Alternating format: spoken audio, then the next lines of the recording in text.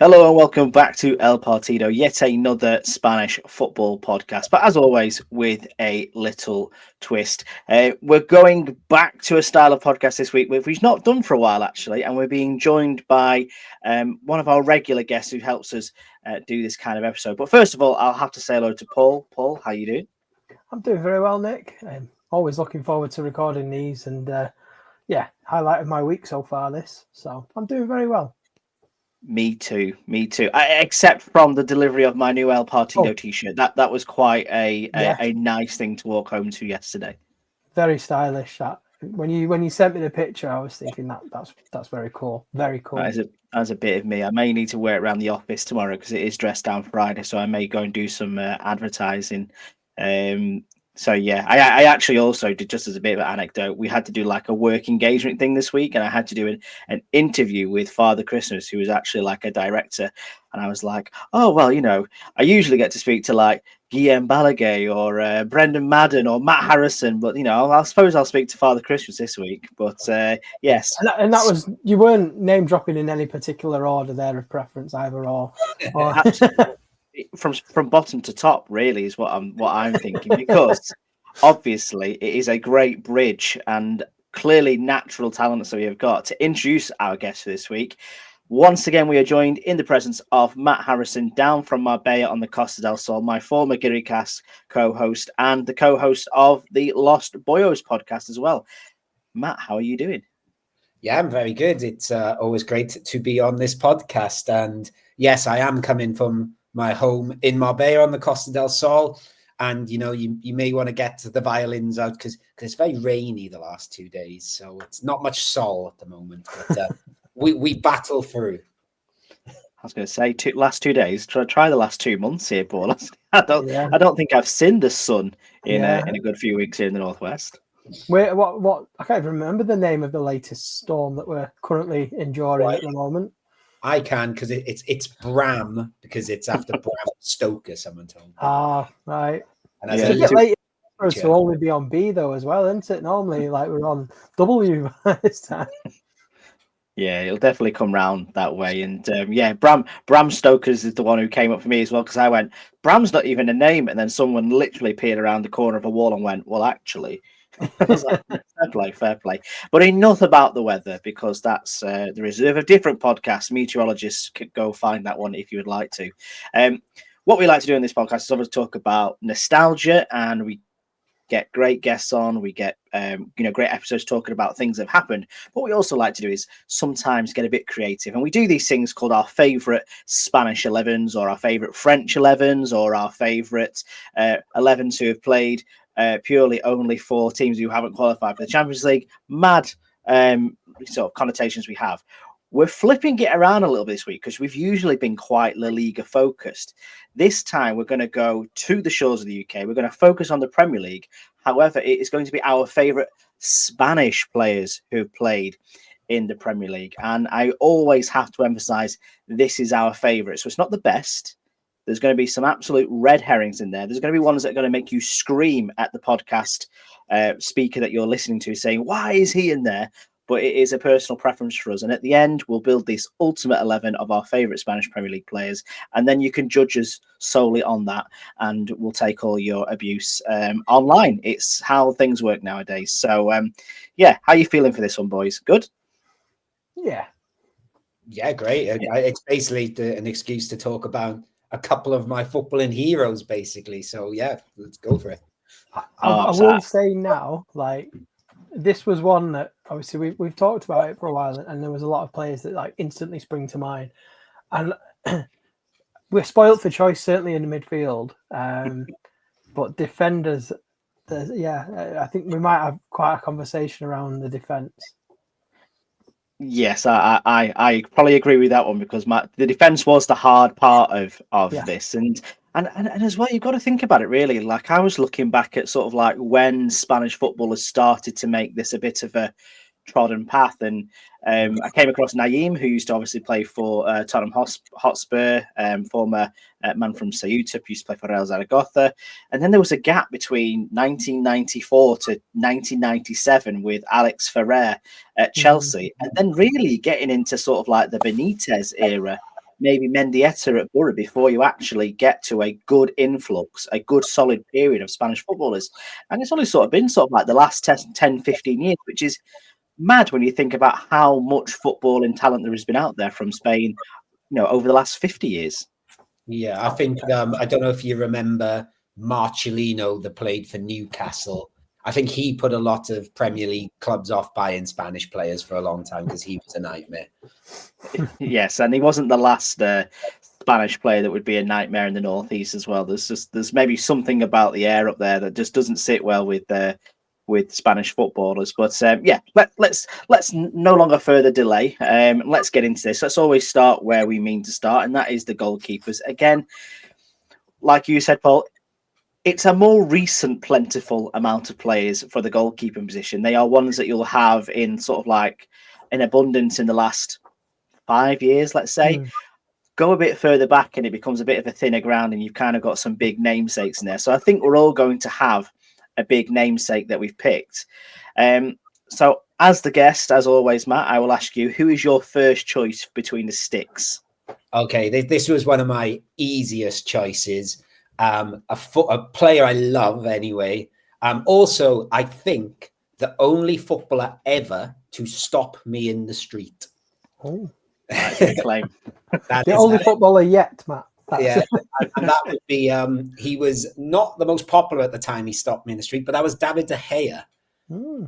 So the day after Swansea City won the League Cup final, I was walking down Market Street in Manchester, which I know Paul will know well. And as I was walking down after work, I saw David De Gea walking towards me. I went, oh, that's David De Gea. And obviously it's a busy street. And I had my headphones in and he stopped me. And I was like, what? And he said, excuse me, do you know the way to Selfridges? So, and I did. I don't know why he picked me out, because it was a busy street and I don't really shop in Selfridges, but I had a nice coat on, so maybe that got his attention. You look like you could afford it. And yeah, so I showed him, and I did get a very blurry photo with him, and he congratulated Swansea City on their League Cup, and his English wasn't great at the time, and I remember him going, "Ooh, lots of Spaniards," and I was like, "Correct." Yeah, may come up throughout this episode, I feel, but yeah, for me, that silly little anecdote aside, I just think he's one of the greatest, if not the greatest, shot stopper in Premier League history. Like this week, I sort of watched a video back of some of his saves, and they're just all like absolutely like spectacular, and they all like look a bit like you'd say, oh, they're for the camera, but they're obviously not, because they're all like fingertips and tipping onto bars and posts, and obviously, like, I lived in Manchester when he was first moved to Manchester, and I sort of saw that arc of him going from being this being displaced by, I can't remember his first name, Andres Lindegaard, wasn't he? Yeah. And him, coming back strong and proving himself. And obviously he won Man United's Player of the Season 4 times, which I think I read that he's the only goalie to win it more than once for Manchester United, and in the Team of the Season a load of times. Yeah, I thought he was a really fun goalie to watch. He was, even I know Paul perhaps wouldn't have enjoyed him as much coming from the other side of the city, but he's very visual, I find. I can't explain it, but yeah, he's straight down, no debates. Obviously, I could pick some honourable mentions here, but I'll see what you guys go with as well. Yeah, I think, Paul, with David De Gea, it was quite interesting because he kind of had a bit of a twofold thing with Manchester United, didn't he? He was obviously brought in to fill the big shoes, which were, left by Edwin van der Sar towards the back end of his career at Manchester United. But also he broke them all because he was a young goalkeeper that was expected to do well. Goalkeepers, to use a cliche, get better with age. And he arrived from Atletico Madrid at a very young age. I imagine must have been 22, 23 years Yeah. I think, was he not 19? Was he, or maybe? He may have been he was younger, very to young, be fair. though, yeah. I thought he just creeped into 21, 22 as well, but I can't remember. Sure. I might have misremembered, but yeah, you're right. He was young. I would say as well. Like, I mean, I was. I think it was one of his. Well, it was definitely his first competitive game for United. And I use competitive in inverted commas because some people dispute this, with it being the Charity Shield at Wembley. And I did see Edin Dzeko score a goal from quite some distance against him, and thought, oh, this guy's not the best. But obviously, he went on to. Like you say, become one of the better shot stoppers that the Premier League's seen. He's not the one I've plumped for in this, but he is somebody who I think maybe certainly towards the end of his time at Manchester United, I think people had sort of unfairly started to criticise him, really, and it's quite a shame because he left when his contract expired, and I think it's only very recently that he's actually ended up playing again. It was a long time on the sidelines with no club. It's with Fiorentina, isn't he, at the moment? And there were obviously rumours about them trying to get him back, with the, never look a gift horse, and they've got Anana, and obviously then they've had, a conveyor belt of other ones they're trying at the moment under Amorim. But yeah, I think David De Gea is a good shout. Paul, you've sort of alluded to the one that you've got somebody different, so I'm interested to know who you've got. Yeah, and you'll find that I probably don't often pick Liverpool players, but I have gone for Pepe Reina because of the length of time that he was around, and I also found him to be quite an interesting goalkeeper. He had quite a big personality on the pitch. I can remember as well that certainly whenever the Liverpool used to go to Old Trafford to take on Manchester United, he'd either have like one of the best games you'd ever see or one of the worst. He was like very hot and cold against United, and that, so it was always entertaining. And of course, I can't really think of a Spanish goalkeeper in the Premier League without thinking about a beach ball. Certainly because as well, like the National Football Museum in Manchester has that very beach ball on display as well. So I've gone for Reina. I'd also say Pepe Reina is, obviously we're going away from the Premier League with what I'm about to say, but sort of considered one of the all-time greatest good in the dressing room sort of cheerleaders for the Spanish national team, because in all those tournaments they won, he always got like a mention. It's like, oh, good old Pepe, he keeps us all morale officer, morale up and stuff. He's the ultimate example of that sort of cliche, I think. Yeah, he's still playing. Is he at Como now? I think, isn't he as well? Yeah, he was. I don't know. Yeah. Which, and again, that is perhaps something he does have over David De Gea, because obviously David De Gea had Iker Casillas in his way all this time, and when he sort of did get his chance, he didn't really take it and wasn't really great in a Spain shirt overall. Yeah.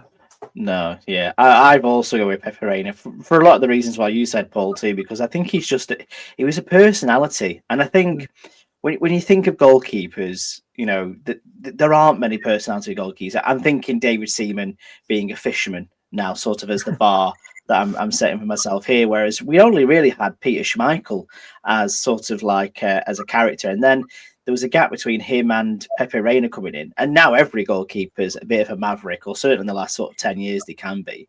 But when he turned up in Liverpool with, part of that Spanish Revolution, the energy he had, his mobility, and one of the first as well. And it wasn't, I don't think, intended to be this way, but probably one of the first goalkeepers I saw that could actually play out from the back. Now, don't get me wrong, he'd love to go long, but he actually had that technical ability to play out from the back, and he just loved to stick it out wide to either Steve Finnan or John Onorisa or something like that, or play it straight through the middle to an Alonso. He seemed to have that sort of like thing ahead of his time. Yeah, his distribution is something that a lot of Premier League teams, I think, now would be crying out for. Really, he's La Masia trained, wasn't he? That's where he came. Yeah, absolutely. So, Pepe Reina, and obviously came back to the Premier League as well for a short stint with Aston Villa, so that was quite fun to see. And he's played for Villarreal, AC Milan, Bayern Munich, Como, loads of other teams. Napoli as well, very successfully too. So, I like Pepe Reina. So as much as I like David De Gea, Matt, and I'm very glad you got to meet him, I think we've got an accord here that Pepe Reina should definitely be between the sticks. He got to meet me. He stopped me. Yeah, he got to meet you. So yeah, he's the one that gets the pleasure of that. But let's go with Pepe between the sticks. Let's move into our defenders then. We'll start with the right backs and left backs first. I'll start on this one if it's okay, because again, I think this is where there's going to be plenty of options to talk about. So at right back, I've gone for Michel Salgado at Blackburn Rovers, because I just think that's fun. And he quite clearly didn't need to go and play for Blackburn Rovers, but he did. He got to play under Big Sam, which is always a positive for me. And he just looked like he always looked 10 years older than he did anyway. Yeah. At his time at Blackburn, he looked like he could possibly be on the verge of collapsing at any moment, but he did such a great job for them. He is revered as a legend in Blackburn, and he's such a high quality football for his time with Celta Vigo, with Real Madrid, and it was just interesting to see him turn out for Blackburn Rovers at the time. He's my right back. At left back, I've got a bit more modern, and I've gone with Marcus Cucurella. And the reason being, he's just a fantastic left back, isn't he? And he just looks great whilst he's doing it, and he's just a lot of fun. And in an era where your left back isn't actually supposed to be a defender anymore, they're supposed to be basically like attacking wing backs and assist providers and things like that. He's actually good at doing both, which is quite a rarity. I always find it quite amusing that I can't quite remember who they decided to keep at Barcelona over Cucurella. I'm struggling to remember the name if it was, but basically they had a choice to sell either this person or Cucurella. They decided to keep that individual, sell Cucurella, and Cucurella has obviously gone to have a fantastic career with Brighton, Chelsea. He's a European trophy winner with Spain. He's a World Club Cup winner, if we're still counting that as a trophy, with Chelsea, and he's just a fantastic player, isn't he? Yeah, he's one that to be honest with you, I see him as quite a. He's very Getafe. He is a bit of a dickhead, and he's sort of like he went cool because he went to Brighton, and I think everybody quite likes Brighton. Then he had that horrible time at Chelsea, and I just really couldn't take to him. But I'll be honest with you, he sort of won me around in that Euros with Spain. I really liked that team in general, and I thought he was great. The only thing, the sort of the Paella song was a bit irritating, but But yes, he is. When you watch a game of football, he obviously perhaps the hair plays a part, but he is someone that does catch your eye, and I think he has been since that sort of really rough first. I was there half a season at Chelsea. He has been really, really good. I considered him, but no. Well, who have you gone for then, Matt, for your right back and your left back? Okay, so left back I'll do first then, because it's on a similar theme to where you are. I've sort of, I don't know if you're going to consider this cheating, but he's played left back a lot, although perhaps he's considered a different position. I've gone with Azpilicueta. That's who I went for at left back. Oh, wow. Also, I purposely put him at left back just to sort of show off, look how versatile he is. And and when every time I saw him play left back, he was always really good. And to be honest with you, I think every time I've seen him play football, he's really, really good. And he's just, I'm like a lot of people, I don't think, Chelsea are never the most popular club, but I really, really like him. And he seems like a good guy, can play across. I particularly liked him when he played in a back three. I always thought he was excellent in a back three, but for the purpose of this, I've put him left back. I couldn't believe when I was sort of checking earlier how many games he played for Chelsea, and it's like over 500 games, which is I know he was there a long time. That's a lot, and he's perhaps obviously they have your Terry, Lampard, Drogba, your sort of holy trinity of 21st century Chelsea, but he can't be far off that. Like I know the fans love him, but I think he gets a little bit forgotten about, even though he lifted the Champions League trophy with them. He was captain. That's another game I was at. Thanks for reminding me. All right. In fact, I was on the Chelsea website. They scored the goal at our end of the ground, and you'll remember it was like during COVID. So like you can see people with masks on. You can see one City fan like this with a mask on, and that's me. It was on the banner of their website as they're all celebrating in front of us. Oh God. You're absolutely right, though, Matt. That he could play anywhere across the back, and you think about Terry and Ashley Cole at defence. I think Azpilicueta gets the right back position if you were doing a Chelsea, Premier League 11 of all time. I also like the fact that his nickname is Dave because it was just easier to say than than his name. So the Chelsea players or the English players at Chelsea called him Dave. So yeah, he is definitely very classy. Yeah, well, that's it. It's the unassuming player that goes on to make like 500 appearances for a club, isn't he? And in an era where you don't get many players sticking around long enough to get like testimonial level numbers, he's one that goes against the grain there, and he just was really tidy at everything that he did, and a complete professional. When you come to look at the way that he applied himself, and obviously still is as well, because he went to Atleti after Chelsea. I think he's now at Sevilla, if I remember rightly. So he's still going, but he's got a proper engine on him, as the cliche would go. But yeah, he's not in my team because I've gone for all ridiculous choices at the back here. But I do kind of wish maybe I'd gone for him at left back now. I hadn't really thought about that. I had to put him at left back. Go on, Matthew. I was going to say, and I think it's worth mentioning, he won literally everything he could possibly win when he was at Chelsea. And so that's pretty cool. Yeah, he's really good. Absolutely. Food for thought there on that one. And Paul, maybe you've given away one of your choices already. Just on your right back then, Matt, who have you gone for at right back? Probably second name on the team sheet. Because I was saying to Paul before, like, obviously, being a Swansea fan, we've had lots and lots of Spaniards. Arguably, we started it all. Absolute legend, Angel Rangel. I love Angel Rangel. He was so good for Swansea. He's got a great name as well. It's always sad to say.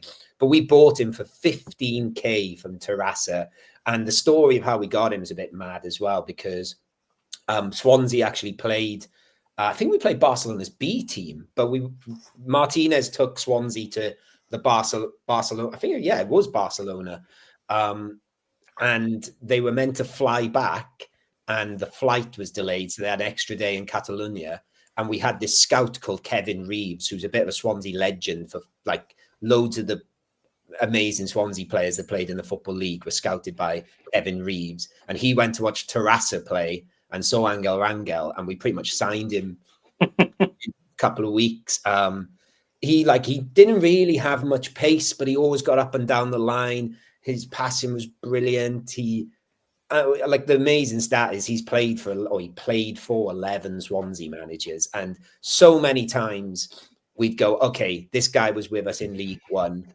We need an upgrade now. And we'd sign an upgrade, and they wouldn't quite work out as well. And Rangel would just get his place back. And he was just brilliant. And, a guy that in his spare time didn't really tell anyone, but it was sort of revealed that he would take food from the training ground and go around Swansea feeding the homeless. So, and also, if you've heard him talk now, he has the most immense Welsh accent because he married a Valley's girl, actually. He married a girl from not far from where I was brought up. So he's got a fun accent too. So there's lots of things to love about him, I think.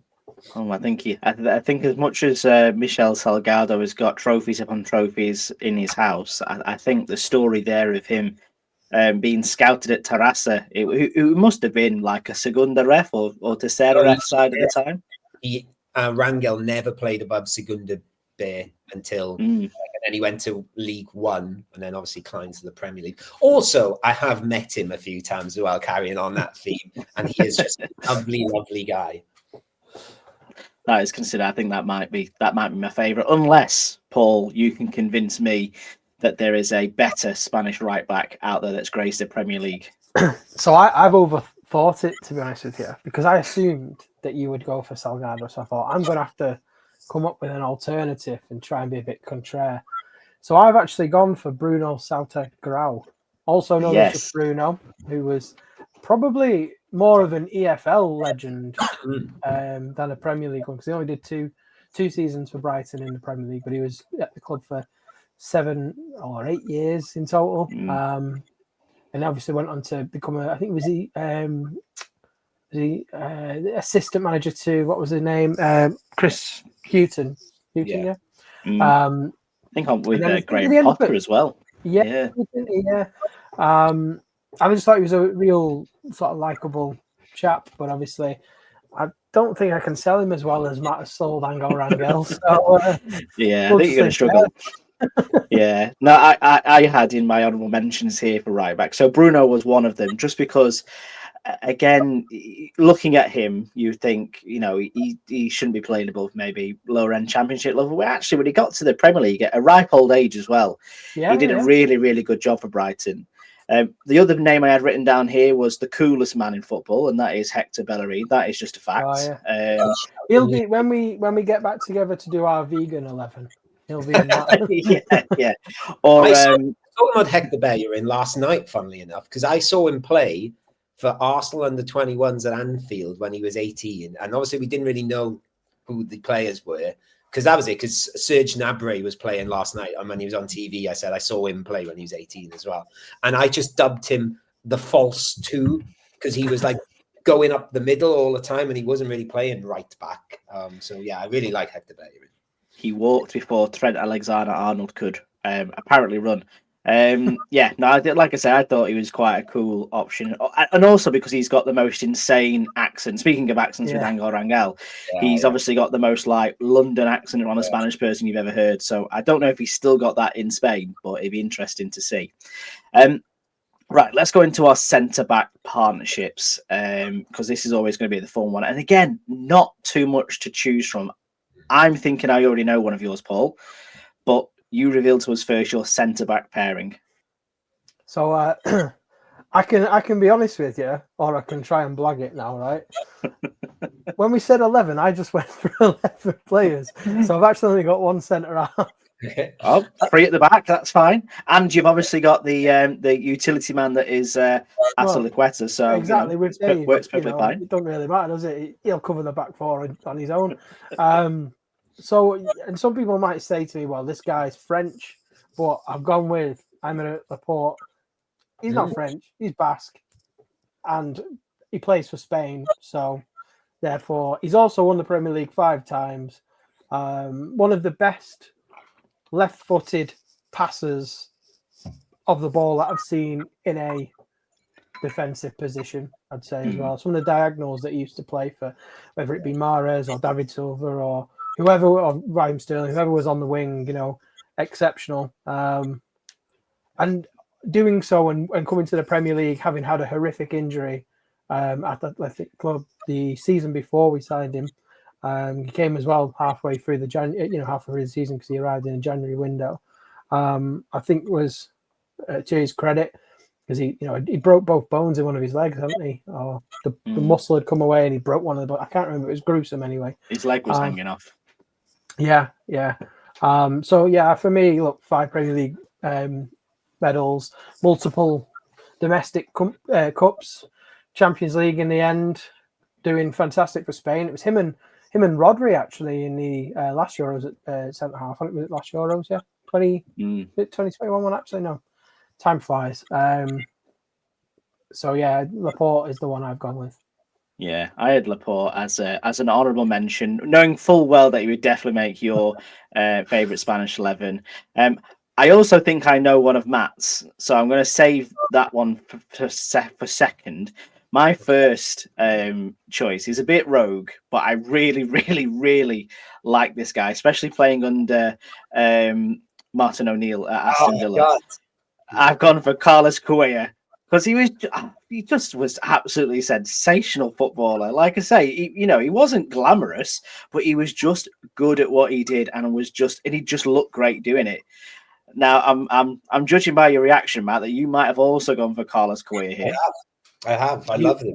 And particularly, I really of like Premier League teams. Like obviously that Aston Villa team was at its sort of peak when I was in university, and obviously that's when you're sort of going out with mates and watching football in the pubs a lot. So I really like that Aston Villa team. And in a way, I was trying to think who to compare him to, and I'm going to use the word light here, but he's like a Carlos Puyol light. I thought he was, yeah, is a compliment in a way, but yeah, but because I'm guessing one of the ones you think I might have gone with is Chico Flores then. But yes, I put, as I said to Paul earlier, I put a Swansea quota on my choices because I just thought it'd get out of hand otherwise. So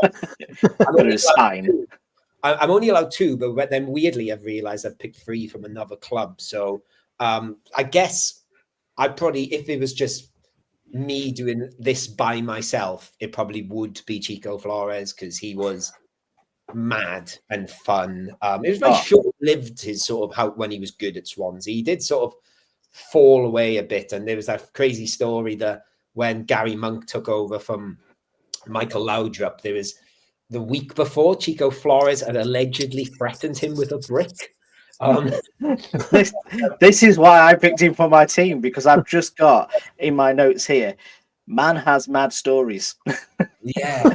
And it's just like I say, he just did bonkers stuff. Yeah, he's yeah, and he just obviously he looked cool or uncool depending on you. And also like when Swansea got to the cup final, one of my memories of the sort of celebrations after, he was injured for the final actually a couple of weeks before he got injured, but he was on the pitch with a Spanish flag using as like a bullfighter and getting people to run through his flag, which was very entertaining. But yeah, he was good fun when he was there. Yeah. Yeah, I thought he was a big part of what made Swansea a lot of fun at that period of time as well. You know, and again, he's one of these signings where you'd never really heard of him at the time. You know, it wasn't something that was mentioned on Revista that often or anything like that. I also like the meme. Or is it a meme or is it just funny where he squares up to Sam Allardyce and Sam Allardyce just laughs at him?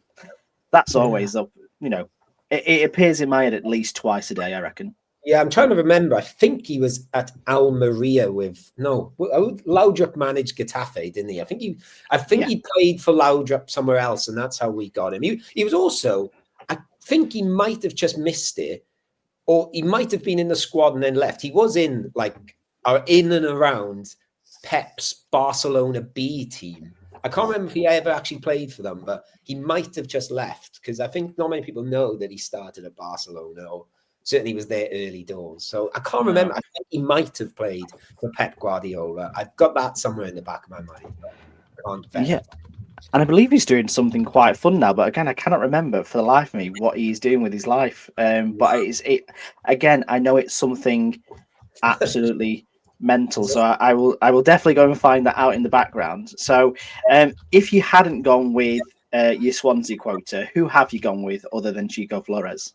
Well, like being Welsh, we do like I was thinking about this, that when there's a Welsh band, you automatically like vouch for them and things like that.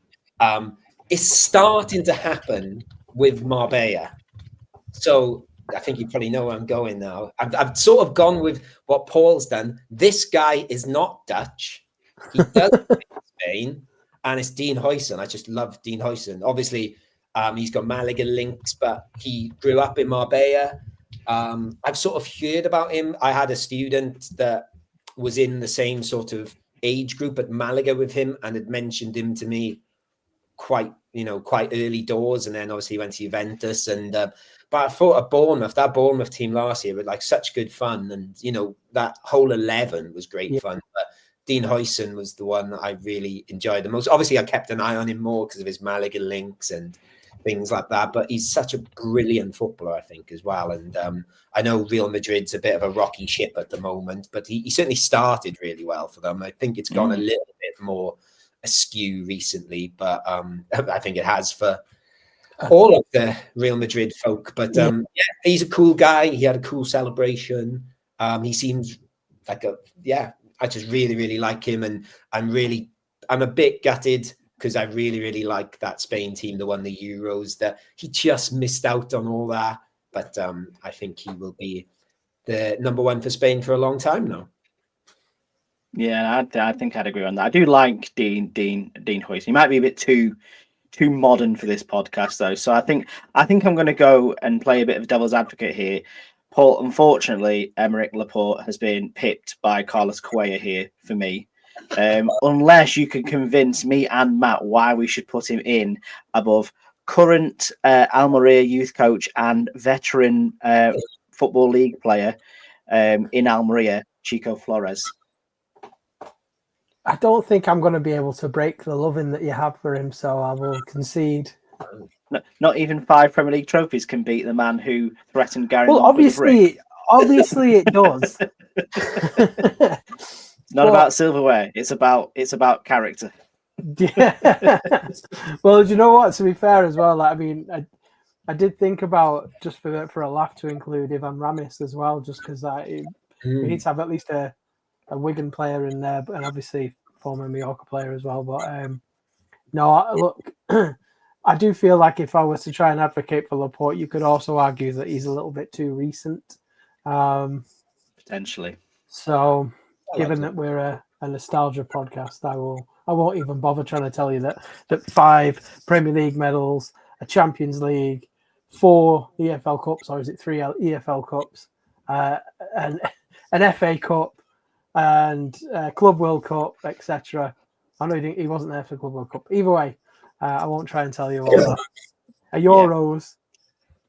Oh, exactly. But did he ever square up to Sam Allardyce? That is the question I'm going to ask. He cannot claim to have done that. No. Because if he did, he's too scared. He's too scared. It won't have been at a football ground, No.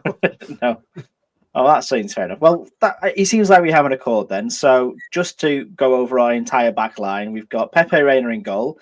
We've got at right back Angel Rangel, feeder of the homeless and soon to be patron saint.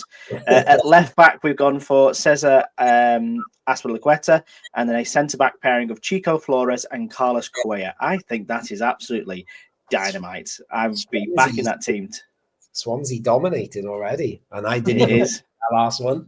We're getting there. It may thin out into the midfield and to the strike force, even though I think there's definitely a couple that you're going to mention. I've not named any more Swansea players, unfortunately. Okay. But let's go into our midfielders. So to set the stall, formation-wise, I've gone for a defensive pair and a slightly more cam sort of inward forward type football player. 2 10s. Let's call them 2 10s as my midfield. Okay. I've gone 4-3-3, and I'd say my midfield 3, they're all pretty attacking.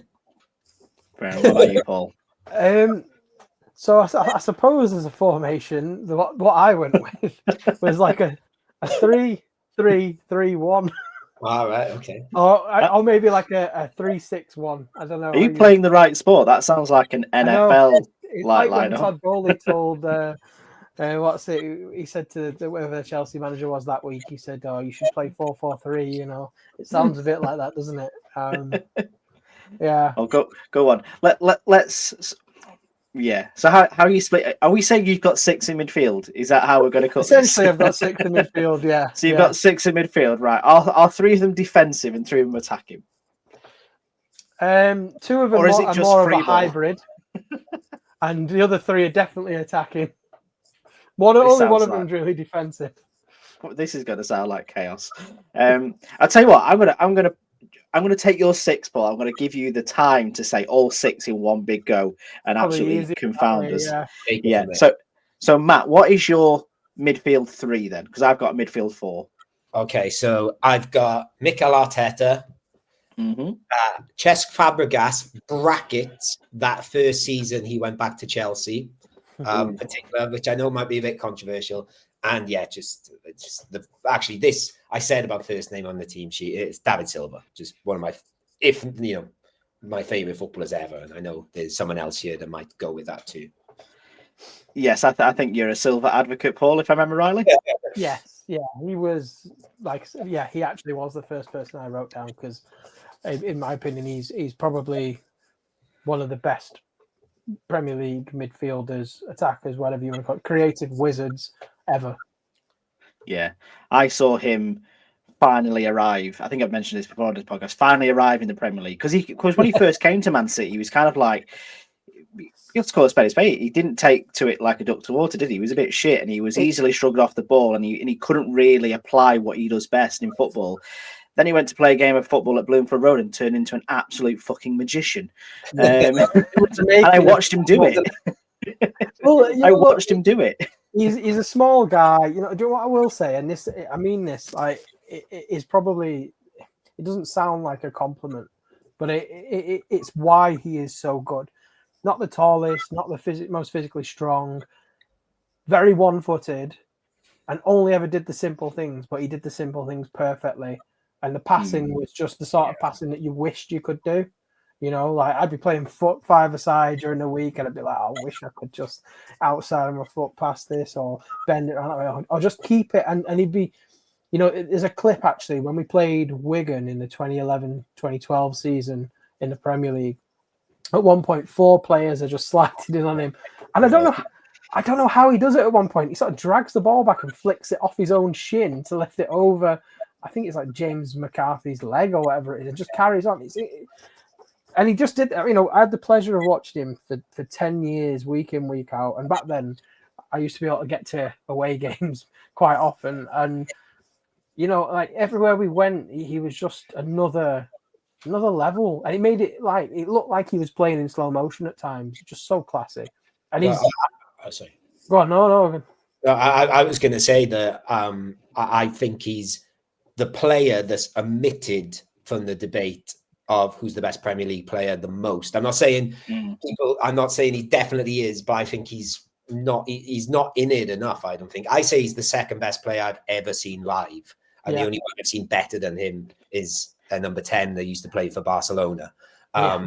He was like, I remember obviously that first game in the Premier League for Swansea was at the Etihad. And I turned into my mate. And obviously Aguero came off the bench and sort of it was his debut and took the headlines. But I remember turning to my mate and saying, like, we're not good enough for this. Like, have you seen how good he is? Because I'd seen, like, I think he's one of those players that you don't realize how good he is until you see him live. Or I'm sure perhaps you don't get the extent of it. And obviously living in Manchester, I used to go to watch Man City a lot because tickets were quite easy to get. They were always pretty reasonably priced. I had friends that were season ticket holders, and quite a lot of the time I'd end up, in the upper tiers and things like that for Champions League nights. And I just used to watch him, and I just used to think, like, you could see, like, obviously when you're above, you can see what he's doing, and it's just immense. The one I was going to mention, Paul, because I think everybody remembers the famous volleyed assist in the demolition. Yes. My favourite, because I thought it was the one you're going to say, but I think it was against Reading, actually, not Wigan. So when you said Wigan, I thought it was them. But when he's sort of running towards goal from about 25 yards out, and he looks like he's going to curl it in the top corner, all the defenders go to block it, takes the ball the other way, and the pass just goes straight to Edin's Echo. And even he's like, oh, how have I ended up with the ball? He sort of rolls it in. But yeah, he's amazing. I love him. I mean, look, we've been so lucky over the years, and I'm going to say this without, I'm conscious, obviously, how much time I occupy with this, but like, he's one of those players, doesn't matter how great City play nowadays, or the fact that we've had, near enough 10 years of Kevin De Bruyne, we've had, various other players. He's the one player I miss watching the most week in, week out. Yeah. And he was fantastic when he went back to Real Sociedad, when he went back to La Liga. And it's just a shame for him that he got that injury that ended his career for him. Because I think he would probably have liked to either have gone and maybe done something at Valencia or done something at Las Palmas to end his career, really. But, look, he's done all right for himself since he's ambassador for the Gran Canaria Tourist Board. He's very much, if you follow him on Instagram, he's very much into his wine. He was a big secret boozer. He was always in shambles or Sinclair's Oyster Bar, to use its proper name, in Manchester. I've got a few pictures of him coming out of there and stuff. And apparently could hold his drink better than most of the other first team. And he was a massive fan of Peaky Blinders. They're just other interesting fact to have other facts that Paul knows about David Silva, just to add more to it. No, I think that's a very good argument for David Silva, to be fair. And I think also as well, Cesc Fabregas, but especially that season when it came back to Chelsea, it was kind of like against the tide, wasn't it? And that was really, really good. I've gone for so I'll go with the 4 I've got. Obviously, I'm going for Ivan Campo. You know, him in the Premier League under Sam Allardyce was just fun. It was brilliant. I've paired him with Xabi Alonso in midfield. So again, you know, we've spoken a lot about Xabi Alonso on previous podcasts and how great he was when he first came to Liverpool. That connection that he made with Steven Gerrard, it's got to be up there and sort of like one of the, you know, top 5, maybe top 10 midfield partnerships of all time for me. I've gone for Isaac Mendieta at Middlesbrough. I think that's absolutely fun, you know, because what he did with, you know, Valencia and Barcelona and then Middlesbrough, it's always a bit of a curtail for me. I did have David Silva written down. I will admit he's been reduced to honourable mentions though, because this fella is my top. This fella is my top bar. Now, you can have your trophy cabinets, you can have your he's won this, he's done that, top scorer of this. There is one mark of a player that gets asked of even the finest of us, even of Messi, even of Maradona. Can he do it on a cold, rainy Tuesday night in Stoke? We all ask ourselves that about every single player that comes up in conversation. This boy did it, and that boy is Bojan. Yeah. The Barcelona boy who went to Stoke and absolutely made a name for himself in the Premier League. And he was just so much fun to watch in a Tony Pulis Stoke side. He was brilliant. Yeah, he had a good 6 months at Stoke, actually, didn't he? And I think was he there as well when Mark Hughes took over? He was, when they had like a little Spanish contingent with because Mark Muniesa was there and Jose Rodriguez was there as well. Joselu was there too. I think it was the 4 of them, and it was just like a little Spanish off. But again, I thought in periods, especially considering he was quite injury hampered when he was at Stoke. He'd left Barcelona and I think he'd gone to, I think it was Roma, if I remember rightly, somewhere in Italy. Yeah, and he rocked up in Stoke, and it was like, what? This lad who used to play in La Masia has gone to Stoke. And it was just a bit mad, but I actually thought he did really, really good at the Britannia. And, I know he's probably not going to beat David Silva into this 11, but from a favourite perspective, he's definitely up there for me, alongside Mendieta, Alonso, and Ivan Campo too. So, Paul, we've mentioned 6 midfielders between us already. So two of them, I think, I've got in there from your perspective. We know David Silva's in there, and another. Who are the other 19 you've included in your midfield? So I have got Fabregas as well, and I have got Xabi Alonso. I thought he was absolutely incredible. I know everybody was saying, like, when Liverpool lost or sold Torres to Chelsea and Mascherano went. For me, like, things started going wrong for them when they let Alonso go. I didn't replace him with a player. Didn't have to be as technically as gifted, but they definitely needed a midfielder who was as intelligent as him. I was going to say that they replaced him with Gareth Barry, didn't they? Yeah. So Alonso's on there. David Silva. I've gone for Santi Cazorla, and he was in there for me. Juan Mata. Because I actually thought when he was at Chelsea, I thought he was fantastic, and not so much at United. But and obviously at Valencia, we could do an entire. Well, we will at some point probably do a podcast of when Valencia had Silva, Villa, and Mata, and Arkin, and Pablo Hernandez. And then I have gone for this, and this is recency bias, but he's also the Ballon d'Or winner. I've gone for Rodri because absolutely incredible. Now I haven't gone for Mikel Arteta, and he's talked himself out of that with his comments as the Arsenal manager and the thing he did with the light bulbs. And also, whenever we used to play Everton, and it used to be Fellaini and Arteta with Tim Cahill ahead of him, they were an absolute bogey team for Manchester City. And they played like a pub side. So I just can't, on moral grounds, I can't accept Mikel Arteta. Well, I did live in Liverpool a year before I moved to Manchester, and it happened to be the year that Roy Hodgson was Liverpool manager. So it was very much, David Moyes' Everton team ruled the roost on Merseyside. I seem to just have a lot more Everton fans, and yeah, Mikel Arteta was just brilliant. I thought, if I was going to go for, who's more elite, I'd probably obviously go for Xabi Alonso, but I just preferred Mikel Arteta. Also met him as well in one of the most awkward conversations ever. When my Russian housemate wanted to go and meet Diniyar Bilyaletdinov. Yes, all right. So signed Everton's club shop. I'll try and tell this quickly. And I said, "What are you going to take to sign?" And he took a book of Russian philosophy. But what they didn't say was Arteta was going to be there as well. That was a bit of a surprise. So while Gary was speaking to Diniyar, me and my mate Tom were with Mikel Arteta, and we were sort of like, we're not really Everton fans. We're just with our mate Gary, who's a Liverpool fan, just wants to be fellow Russian. So I just went, they were playing Arsenal. Looking forward to the Arsenal game on the weekend, Mikel? He went, yes. Well, it's been lovely to meet you, Mikel.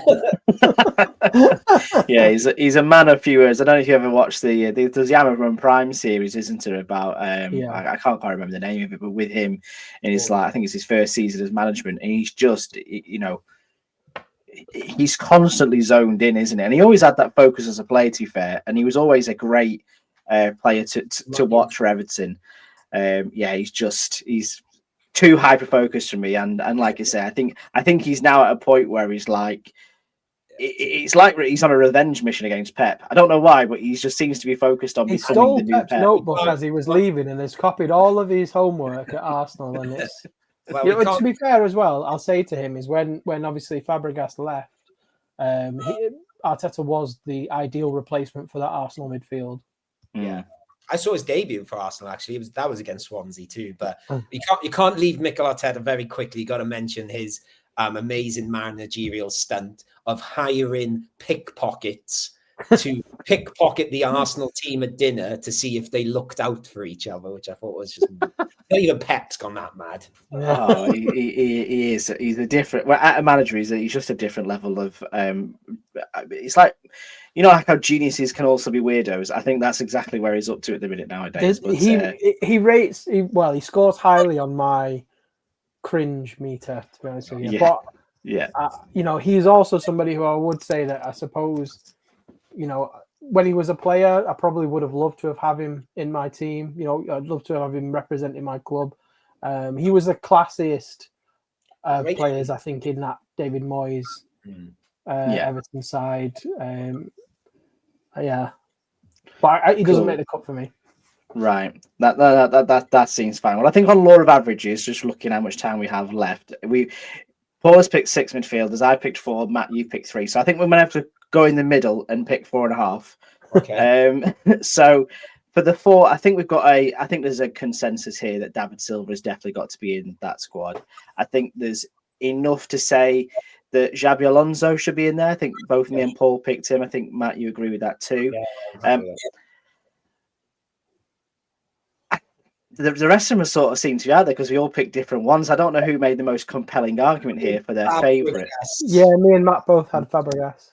Fabregas is in there as well. So we've got one space left to agree between Juan Mata, Santi Cazorla, Ivan Campo, and Mendieta. And Rodri. I know we perhaps don't have much time to talk about him, but I do feel like we've got this sort of elite midfield there. If you want to go just a bit of fun, I do think Ivan Campo's a good shout, actually. No mention for Jordi Gomez, Wigan legend, later Sunderland midfield. Met him at a cash machine once. One day you're going to tell us he turned around. I literally went, "Oh my god, it's Jordi Gomez," and he went, "Huh?" And his girlfriend was so excited I recognised him. She asked, "Do you want a photo with him?" He did score a winner in the South Wales derby, so that's why I like him. But anyway, he was an excellent set piece taker as well. Yeah. But that doesn't help the conversation here. Oh, sorry. It doesn't. And what I will say for balance here, because obviously we're going to have to go with a midfield 4 here. We can play a bit of license and put David Silva out on the left. I think you've obviously got to put Xabi Alonso and Fabregas through the middle. We're going for sort of like a right winger here, maybe one who has played for Ajax and Barcelona and Stoke. Okay, I can help us out a little bit here, actually, Nick, because one of my forwards is sort of a right winger. So, I can throw him out there now. I do quite like your Bojan argument. To be honest with you, I completely forgot about that sort of spell at Stoke, because I remember being in Barcelona when I was like a teenager, and it was when Messi was getting big, but everyone was talking about Bojan because I think he played. So I really like him. I noticed I had him written down before yesterday, but when you put a tweet out yesterday, this guy got a lot more mentions than I expected, and that's Gerard Deulofeu. I love Gerard Deulofeu. When he was at Watford in particular, he absolutely tore it up at Watford, and he's really fun to watch. I think he was pretty good at Everton as well. I liked him at Everton. I can picture him in with that shirt with a bit of orange on him, and like. I remember when he was a kid, like he was, the sort of hyped up wonder kids. He was hyped up to the max. He was going to be, a Ballon d'Or winner and stuff. And who was the other one that was with him as well? Who went to Porto? Yeah, I can't remember his name. It's something like Lopez or something. Yeah, something. There was the two of them, Barcelona, wasn't there? And both of them were just absolutely mint. And I can't remember. That's going to bug me now until Victor Vasquez. Yeah, he was he was absolutely insane. I really like Gerard Deulofeu, to be fair, at Everton, and I've got him pictured here with the Nike kit with the white collar for Everton, which is an all-time favourite Everton shirt for me. This is annoying me now. That's going to annoy me. It's something. So talk amongst yourselves whilst I get on Google. I've told you his name twice. It's Victor Vasquez. I keep saying it. Why have I got Torres in my mind? No, because he scored some amazing Rabona in some league a few years after. I think was up for the Puskas Award. I'm sure it's Victor Vasquez or something Vasquez. Anyway, so there's that one. There's one of my attackers out the way as well. So he was your right mid for... Yeah, I've sort of got two sort of strikers, or one's definitely a striker and a winger. So it was a bit lopsided. So that's why I thought I'd chip in as another option for the Bojan-y right wing. But I'm quite happy with Bojan there. I really like Bojan. He spoke in the last few years, he's spoken very well about his struggles with anxiety and mental health and stuff, which is always a positive thing, I think. So I quite like him for that too. Who are you going for, Paul? I feel like you've got the choosing argument here again. I like Deulofeu, to be honest with you. Big fan of Deulofeu. I should have put him as an honourable mention. Just to disrupt things more, I know you said Victor Vasquez. I was thinking of Jeffren, and the other one was Ibrahim Afellay. Yeah. Ibrahim Afellay. Yeah, he was very good, wasn't he? So no, I would. It's a coin toss for me. I mean, to be fair as well, there's also. Are we going to have space for some of the other players if we do have this extra midfielder? Yeah, so well, I don't know. Maybe we can leave it blank for now if you want, and we can go back to that space. We can. I think. Yeah, let's do that. Okay, because obviously Bojan and Deulofeu could play in the front three as well, couldn't they? Yeah, they could do. Well, let's move on to strikers then, and I'm going to name. I've gone with two. Paul, I know you've got one. Yeah. Matt, I assume you've got three. Well, including Deulofeu, 3. Yeah. So, Paul, who's your one? Who's the one Spanish striker you've gone for? Then that's got to be the man. After crossing out lots of other names, I had to plump for the obvious one, which is Fernando Torres. Yeah, me too. Yeah, me too. Liverpool was incredible. Yeah, and he really did just explode straight away. There was no settling in process, was it? He just, I think they played Chelsea maybe in the first game, and he scored, and he just sort of skipped past. I've got in my head Ben Haim. Weirdly, it might have not been him. He just he was fast, powerful. He looked like the blonde hair just looked amazing with the red shirt. He was just cool, and he was stylish. There was just a very classy player, wasn't he? And the other thing, he was incredible. Because I think he, like you've just said, like, who is your sort of, I guess, like our number 9 in this team. Like, I watched like a video back last week when I was sort of thinking about, who should I choose as my striker? The goals he scores just immense. Like, they're not like tap-ins and stuff. They're all like running at the defender and skipping past them effortlessly, or volleys, like the one against Blackburn when he sort of on the edge of the box and chest turn hits on the volley. Yeah, he was brilliant. And it was, and again, I was living in Liverpool when he made that move to Chelsea, and it was such mega news in the city. It was mad. Well, for as far as Torres is concerned, I don't remember a time, and let's bear in mind there's been big moves beforehand in the Premier League, so I'm not saying that there wasn't big transfers, but at a time when Fernando Torres chose Liverpool as his next club, it probably was like the most exciting signing that had ever been made up until that point. Do you know what I mean? Like, I know that Manchester United had signed players. I know Arsenal had brought in Henry, but none of them came with sort of like the hype. And I know we've picked on that thread a couple of times, Paul, when it comes to commercialization. And I'll always remember the Fernando Torres signing by I think it was a Nike advert or an Adidas advert, where basically they had all of Liverpool kitted out in like different Spanish themes, and it was like, instead of a fish and chip shop, there was a paella shop, or you were driving down the M53 and there was those Spanish bulls you see that are pinned into the roadside and things like that. And it was the Adidas one, wasn't it? Because did he not have the Predator boots and the Liverpool had the kit? Was it Carlsberg? Yeah. And also, you mentioned it earlier, Nick, Xabi Alonso and Steven Gerrard as a partnership. I think you don't get much better than Steven Gerrard and Fernando Torres either. True. Well, I went with the prelude to the Torres era, which may be the player that Rafa Benitez realised he needed to replace to bring Torres in.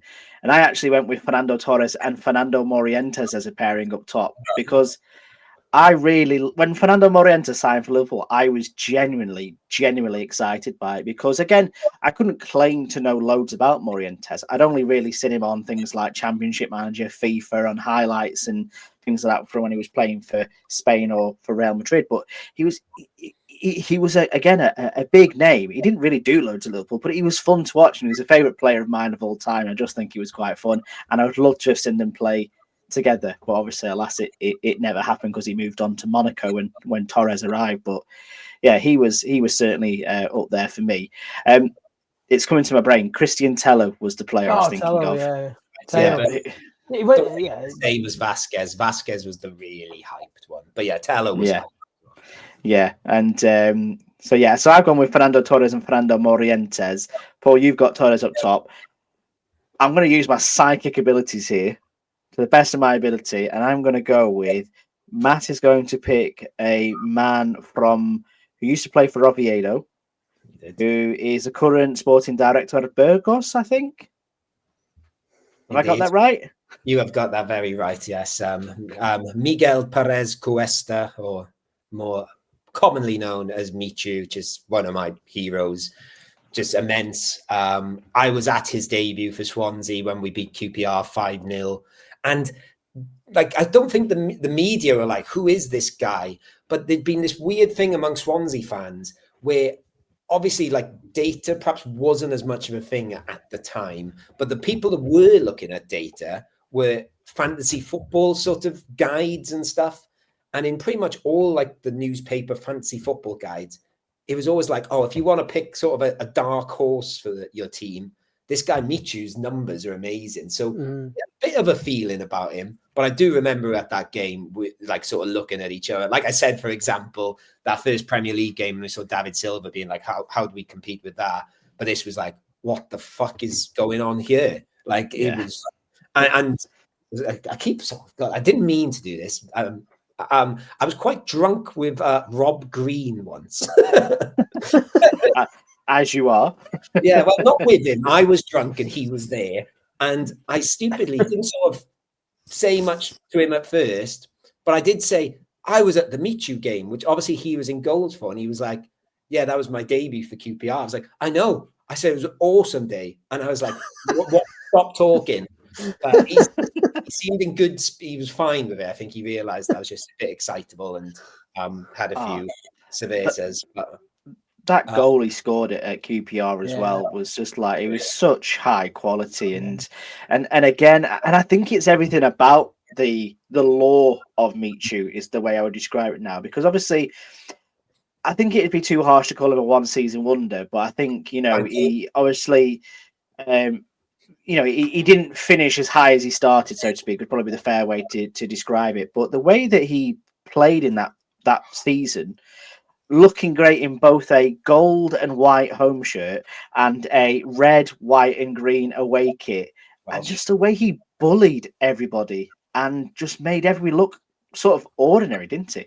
And I don't think people remember this as much, but he did start the season and for months was actually our number 10. He had number 9 on the back of his shirt, but he played behind Danny Graham, really. Yeah.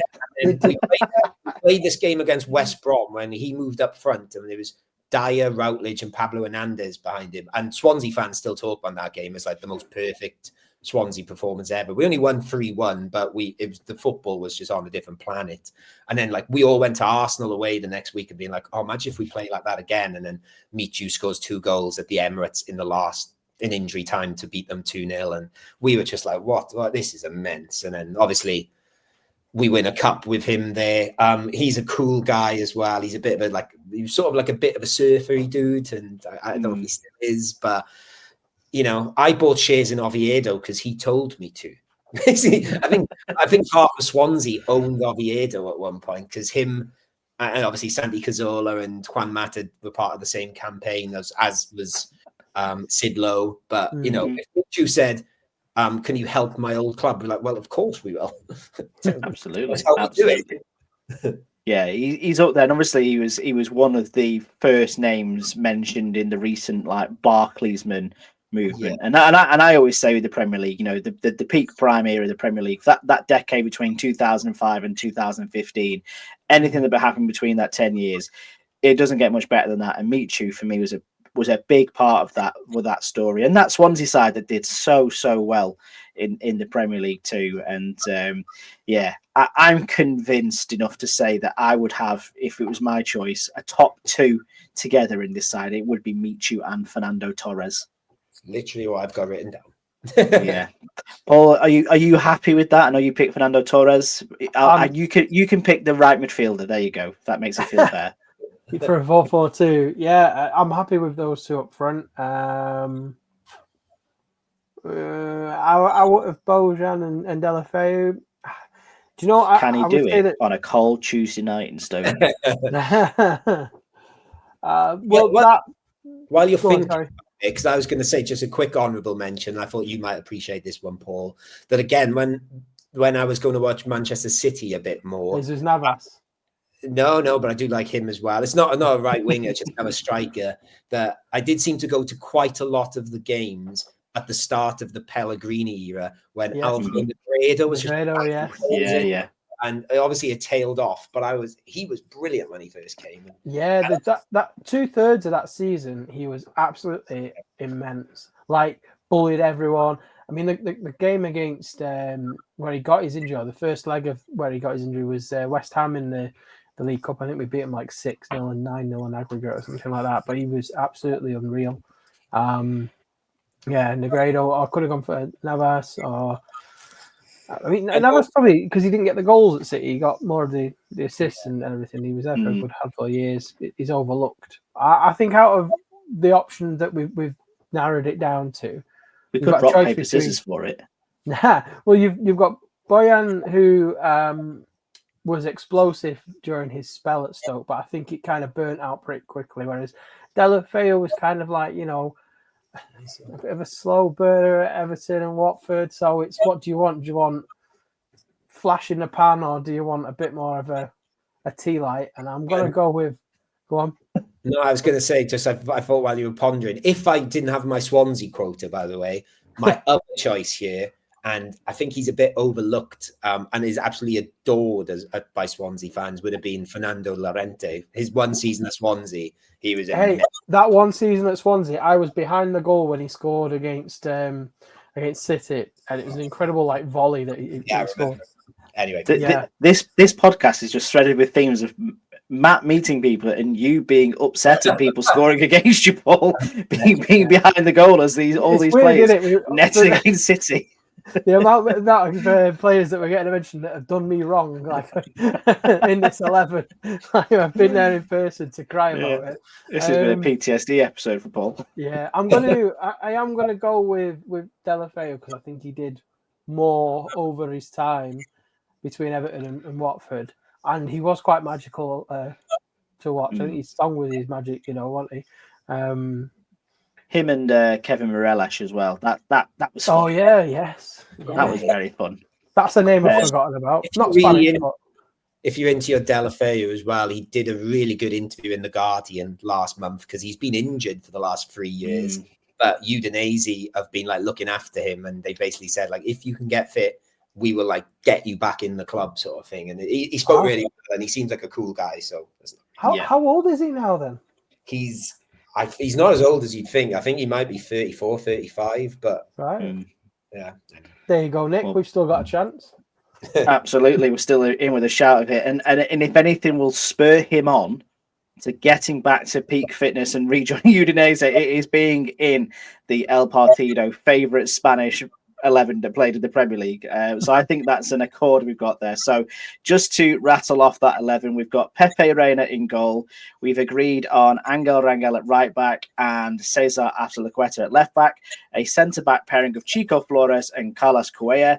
A midfield of Xabi Alonso, Cesc Fabregas, David Silva and Gerard Deulofeu, and a strike partnership of Fernando Torres and Michu. I don't think it's getting much better than that, if I'm being perfectly honest. And Swansea have the joint most players in that team because I've just sort of though, because are we counting Torres as a Chelsea player? Because we've got 3 Chelsea players in otherwise. Oh, he's a Liverpool player here for me. He didn't look amazing in that yellow. The one when they scored against Barcelona, I love that Chelsea. In the opposite to watching David Silva break my heart at Bloomfield Road, I got to laugh a lot at Fernando Torres when he signed for Chelsea, when he played at Bloomfield Road for Chelsea, because he just wasn't in the game at all. But at Liverpool, he was absolutely unstoppable. My honourable mentions of people who weren't Premier League players, but I just want to mention them here on the podcast as Spanish people who played in English football. The 3 amigos who played for Wigan, Isidro Diaz, Jesus Saba and Roberto Martinez. Obviously, that's fun. And, Roberto Martinez went on to do some quite good. If I was to pick a manager for this team, obviously Pep is the obvious candidate, but my favourite manager ever is Roberto Martinez. So he would have been my manager choice, by the way. Well, Roberto Martinez, I can tell you a plus thing and a minus thing about him. So a plus thing, obviously, he came on a live stream that we were involved with, was it 3 years ago now? Took time out back from the Belgian national team training to jump on a live stream for us. But also, he was the manager of Wigan when I was at the FA Cup final. So there's a nice way of going 360 with my bitterness. That is the way to go. That is good journalistic balance there, Paul. I do appreciate that for you. And as much as you've both got to mention plentiful of Manchester City players, Swansea players, just to mention 2 Blackpool players who were hailed from Spain that I will want to mention. Angel Martinez, who he signed from, I think he was at Sabadell. I think he went back to Sabadell. Just an absolute rock. Still loves Blackpool. He's brilliant. And what I thought might make your team, but I don't know if he played Premier League for Swansea. But he was really good in the Premier League for us. And he's also a fantastic pundit as well. So we'll make sure to clip this and send it to him. Andrea Orlandi. He was when he came to Blackpool, he was just absolutely. He was actually, when we got to the Premier League, he was better in the Premier League for us than he was like in the leagues below. And also you mentioned the 3 amigos, that him, Angel Rangel and Guilherme Bauza were also called the 3 amigos when they signed for Swansea, because we signed them very close together. Yeah, no, absolutely. I think everyone should get a 3 amigo. There is Juan Ariel was the other amigo we bought from Spain, but he didn't really reach the levels. Unfortunately, ended up back at Nesti to Tarragona recently, who he played in that game against Malaga. Matt, so fun link there. Just to wrap up, because I realise we've gone over now. So if you are still with us, thank you very much for sticking by us. We do love these episodes, but they do tend to get away with themselves. But we've got so much to talk about. Any plugs, Matt? Obviously, you've got your own podcast, Lost Boyos. You've done some really exciting stuff recently. Obviously, I get to get a peek behind the curtain with some of the work I do in the background. You want to introduce any exciting guests you've had on recently or that are up and coming? Yeah, so it's a football travel podcast. We get someone in to talk about, I don't know, if they've got a link to a football team. And yeah, we basically just talk about football culture around that team. So we did an episode yesterday on the Chicago Fire with a journalist from over there. We did Morecambe last week. Yeah, we had Lars Sigurdsson on a few weeks ago. If you're a Guardian Football Weekly fan, there might be another Guardian Football Weekly regular joining us in the new year, which is said yes, but we haven't sorted a date yet. But yeah, it's sort of like this. We have said it's just me and my brother saying footballers' names at people and going, they were good, weren't they? They were a bit silly, weren't they? But it's a proven podcast formula. It works. It works, which is great. So definitely go and check out Lost Boys. It's a really great listen, legendary listen as well from that perspective. Paul, have we got anything to shout up about? Have we got anything to show off potentially that might be on the? On there, Nick? That's this little number. I don't know. It's just like a little bit of thing I made. It's really quite nice. It's got a nice picture on it, and it's made me go all blurry because I've stood up now, so you can't actually see it if it focuses on me again.